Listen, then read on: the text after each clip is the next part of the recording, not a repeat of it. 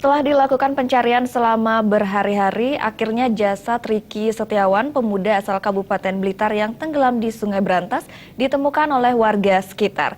Kini jasad korban diotopsi di kamar jenazah Rumah Sakit Mardi Waluro sebelum diserahkan ke pihak keluarga korban.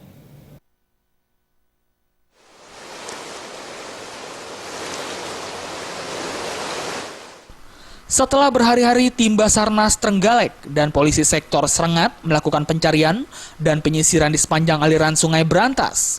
Akhirnya jasad Riki Setiawan ditemukan.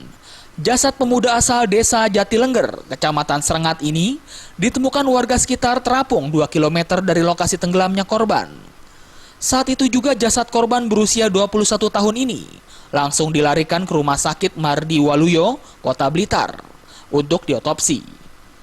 Petugas identifikasi dari Resort Kota Blitar juga melakukan identifikasi terhadap jasad korban yang membusuk dan mengeluarkan bau tak sedap.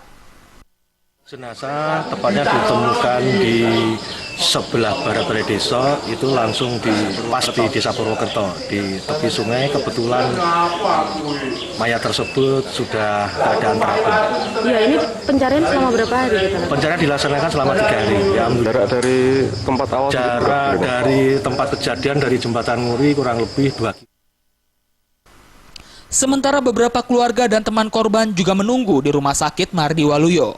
Rencananya usai diotopsi, jenazah Riki akan segera dibawa pulang ke rumah duka untuk dimakamkan.